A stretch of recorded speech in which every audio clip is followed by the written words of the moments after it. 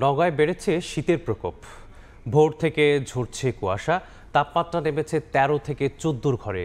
এ নিয়ে বিস্তারিত জানাতে নওগাঁ বাস টার্মিনাল এলাকায় আছেন সহকর্মী এমআর রকি। কনকনে শীত, হিম বাতাস, সেই সাথে ভোর সকালে কুয়াশা ঝরছে, সব মিলে কিন্তু শীতের দাপট ইতিমধ্যে এই জনপদের উপর দিয়ে বয়ে যাওয়ার কারণে কিছুটা দুর্ভোগ আমরা দেখছিলাম। রাতে তীব্র শীত অনুভূত হচ্ছে, তবে দিনে আবার তাপমাত্রা কিছুটা ওঠানামা করছে। তবে রাতের তাপমাত্রায় কিন্তু ব্যাপক ছন্দপতন দেখছিলাম, বিশেষ করে ১২ থেকে ১৩ ঘরের তাপমাত্রা নেমে আসার কারণে প্রকৃত যে শীত, সেই শীতের দাপটের কারণে স্বাভাবিকভাবে যেসব নির্ণয়ের মানুষ ভোর সকালে কাজের সন্ধানে বের হন তাদেরই কিছুটা দুর্ভোগ আমরা দেখছিলাম। এবং ভোর সকাল থেকে এক ধরনের কুয়াশা ঝরছে, সেই কুয়াশার কারণে কিছুটা হালকা ছন্দপতন কাজকর্মের এই পরিস্থিতি কিন্তু চলতি সপ্তাহে এসে তাপমাত্রা এরকম একটি দ্রুত নেমে যাওয়ার চিত্র আমরা দেখছিলাম। বিশেষ করে আবহাওয়া অফিস বলছে চলতি সপ্তাহে তাপমাত্রা কিন্তু আরেক দফা নেমে যাওয়ার তার আভাস দিয়েছে।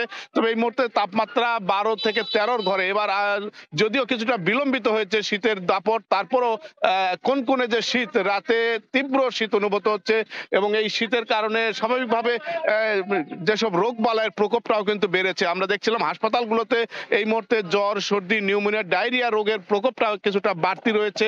অন্যান্য ক্ষেত্রে কিন্তু তৃণমূল পর্যায়ে সাধারণ মানুষ শীতের একটা আগাম প্রস্তুতি তারা অনেকটা নিয়েছেন, তবে তারপরও এই জনপদে শীতের ধকল সবসময় কিন্তু বেশি থাকে। এবার যে আবহাওয়ার দিক থেকে বার্তা দেওয়া হয়েছে, তাপমাত্রা কিন্তু ব্যাপক একটা ছন্দপতন হবে এবং এই ছন্দপতনকে ঘিরেই কিন্তু এক ধরনের প্রস্তুতিও এই এলাকায় থাকে। তবে জেলা প্রশাসনের পক্ষ থেকে যে বার্তাটি আমরা পেয়েছি, যে এখন পর্যন্ত তারা ৫০,০০০ গরম কাপড়ের, বিশেষ করে কম্বল জাতীয় যে কাপড় থাকে, এই কাপড়গুলো তারা সংগ্রহের জন্য মন্ত্রণালয়ে একটা আবেদন করেছেন। এখন পর্যন্ত এই কাপড়গুলো কিন্তু পৌঁছে নাই। তবে প্রতি বছর এই বিশেষ করে নভেম্বরের শেষ দিকে এসে শীত শুরু হয়। এটা টানা কিন্তু প্রায় ১.৫ মাস শীতের এই এলাকায় বিরাজ করার কারণে সাধারণ মানুষের কিছুটা দুর্ভোগ কিন্তু আমরা লক্ষ্য করি এবং এই ক্ষেত্রেই প্রশাসনের একটা আগাম প্রস্তুতি বা যারা বিত্তবান রয়েছে তাদের নিম্ন আয়ের মানুষের মাঝে শীত বস্ত্র বিতরণের ক্ষেত্রে একটা তাগিদ রয়েছে। এবং এই জায়গায় প্রতি বছরই আসলে আমরা যেটি দেখি যে এই এলাকায় এখন পর্যন্ত কোনো দাতব্য প্রতিষ্ঠান থেকে শীতের গরম কাপড় দেওয়ার খবর আমাদের দৃষ্টিতে আসে নাই। তবে শীত যেহেতু এই এলাকার বিশেষ করে হিমালয়ের পাদদেশ হওয়ার কারণে উত্তরের এই হিম বাতাসটি সরাসরি এই জনপদের উপর দিয়ে বয়ে যায়, ফলে তীব্র শীত থেকে একবারে তীব্রতর হয়ে যায় বিশেষ করে ডিসেম্বরের শেষ দিকে এসে।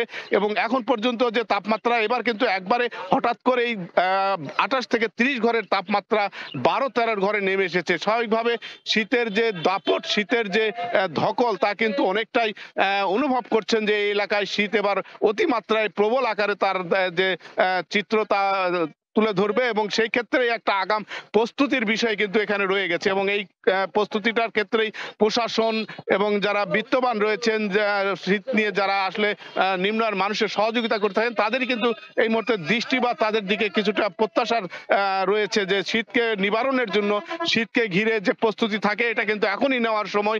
এই ক্ষেত্রে নিম্ন আয়ের মানুষ আমরা দেখছিলাম যে যারা কাজের সন্ধানে বের হয়েছেন সকাল ৮টা-১০টা পর্যন্ত কিছুটা শীত অনুভূত হচ্ছেন, ফলে স্বাভাবিক জনজীবনে কিছুটা ছন্দ পতন হয়েছে। সকালে কাজের সন্ধানে যারা আসছেন তারা কিন্তু শীত কিন্তু কম অনুভূত হচ্ছে এবং শীতের এই জায়গায় আসলে প্রত্যাশার জায়গাটি হচ্ছে যে নিম্ন আয়ের মানুষের মাঝে এই সময় কিছুটা সহায়তার হাত বাড়িয়ে শীত নিবারণের যে প্রস্তুতি তা দেখানোর জন্যই কিন্তু আহ্বান জানানো হচ্ছে নিম্ন আয়ের মানুষের দিক থেকে।